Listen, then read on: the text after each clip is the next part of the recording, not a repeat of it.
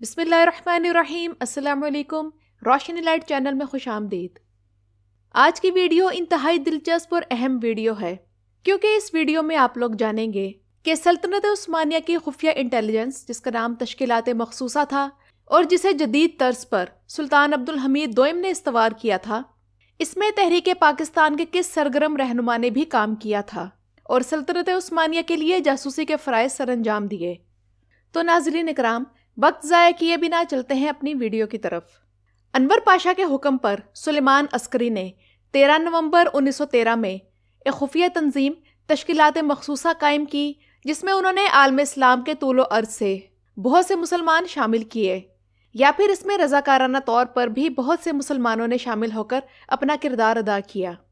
انہی میں سے ایک اہم نام خیری برادران کا بھی ہے۔ یہ برصغیر میں دو قومی نظریہ کے زبردست حامی اور برصغیر کو برطانوی قبضے سے نجات دلانے کے لیے سرگرم عمل تھے۔ اور ناظرین اکرام، یہاں میں یہ ذکر کر دوں کہ ان کا تذکرہ ہماری نصابی کتب یعنی مطالعہ پاکستان میں بھی ہوا ہے۔ اس سے پہلے کہ ہم بات کریں کہ انہوں نے تشکیلات مخصوصہ کے لیے کیا کیا کارنامے سر انجام دیے، یہاں خیری برادران کا کچھ مختصر سا تعارف ضروری ہے۔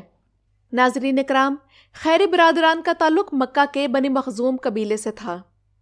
خیری خاندان شاہ جہاں بادشاہ کے دور حکومت میں شاہی مغل گھرانے کو مذہبی تعلیم دینے کے لیے ہندوستان آئے تھے، اور انہوں نے وہ وقت بھی دیکھا جب 1857 میں برصغیر کے آخری مغل بادشاہ بہادر شاہ ظفر کو جلاوطن کیا گیا۔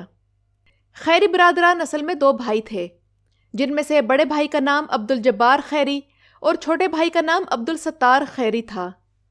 ان دونوں بھائیوں نے ہندوستان میں دہلی اور علی گڑھ میں تعلیم حاصل کی۔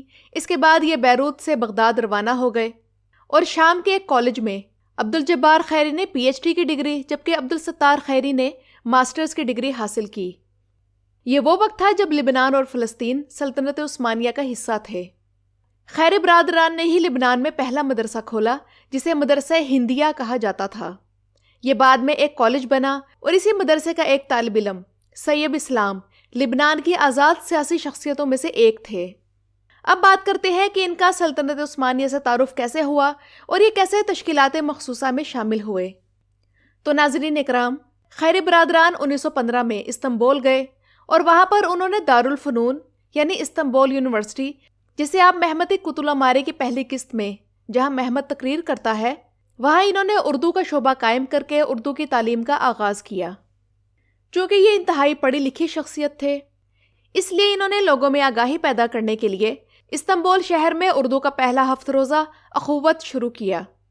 انہی دنوں تشکیلات مخصوصہ کا قیام عمل میں آ چکا تھا، جس میں سلیمان عسکری کے حکم سے تحریک پاکستان کے رہنما عبدالجبار خیری کو بھی اس کا رکن بنایا گیا۔ اب آپ لوگ لازماً یہ پوچھنا چاہیں گے کہ عبدالجبار خیری کے ذمے سلیمان عسکری نے کیا مشن لگایا تھا۔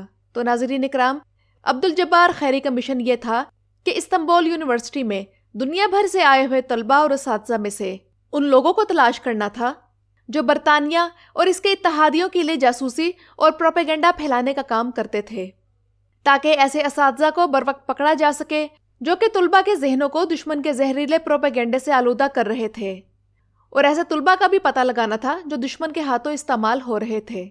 عبدالجبار خیری پہلی جنگ عظیم کے اختتام تک استنبول دارالفنون میں اردو پڑھاتے رہے، اور اس دوران وہ اپنا مشن بھی بخیر و خوبی سر انجام دیتے رہے۔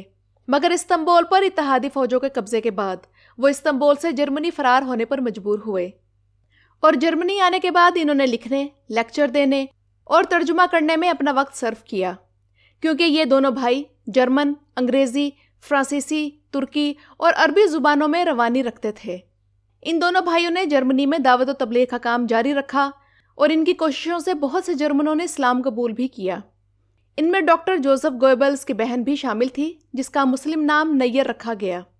اور ناظرین اکرام، میں یہاں یہ اہم بات بتا دوں کہ یہی ڈاکٹر جوزف گوئبلز جرمنی کا نازی سیاستدان اور ہٹلر کا دستے راست تھا۔ اسی شخص کا ایک مشہور مقولہ ہے کہ جھوٹ کو اتنا بولو کہ وہ سچ معلوم ہونے لگے، اور جھوٹ بولنے کی اس کی انہی صلاحیتوں کی وجہ سے اسے جرمنی کی نازی پارٹی کا پروپیگنڈسٹ بنایا گیا۔ اس کے علاوہ فاطمہ کے نام سے بھی ایک اور جرمن خاتون مسلمان ہوئی، جن کی شادی عبدالجبار خیری کے چھوٹے بھائی عبدالستار خیری سے ہوئی۔ لیکن ناظرین اکرام، ان دونوں بھائیوں کا ایک اور کارنامہ یہ بھی ہے کہ انہوں نے کسی بھی بین الاقوامی فورم پر برصغیر کی تقسیم کا فارمولہ پیش کیا اور تقسیم ہند کی تجویز دی۔ یہ 1917 میں سویڈن میں ہونے والی stock home socialist international conference تھی، جس میں یہاں خیری برادران نے تقسیم ہند کا فارمولہ پیش کیا، اور بعد میں تقسیم ہند کا یہی فارمولہ 1940 میں محمد علی جناح کی قیادت میں مسلم لیگ کے ایجنڈے میں شامل ہو گیا۔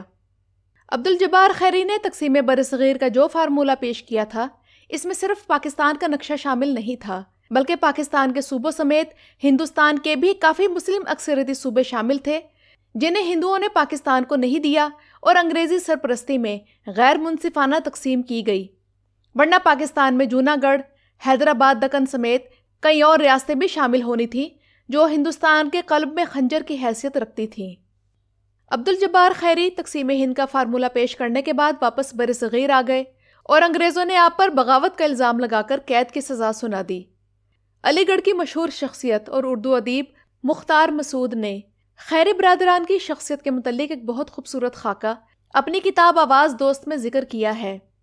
اس میں وہ یہ بھی لکھتے ہیں کہ عبدالستار خیری کی ایک لڑکی کراچی میں رہتی ہے اور اس کا اپنا گھر تک نہیں ہے، اور ہم نے اس سے یہ پوچھا کہ مسلم ریاست کے وہ نقشے جو تمہارے والد بناتے تھے، اس میں انہوں نے تمہارے مکان کی جگہ کیوں نہ رکھی؟ تو ان کی بیٹی نے جواب دیا کہ ابھی ملک کی حدیں ابا کے مجوزہ نقشے سے ذرا کم ہیں، اس لیے بہت سے لوگ ابھی بے گھر ہیں۔ تو ناظرین اکرام، یہ تو تھی خیری برادران کی مختصر سی تاریخ۔ یہ ویڈیو آپ لوگوں کو کیسی لگی مجھے کمنٹ سیکشن میں ضرور بتائیے گا۔ میری ویڈیو دیکھنے کا شکریہ۔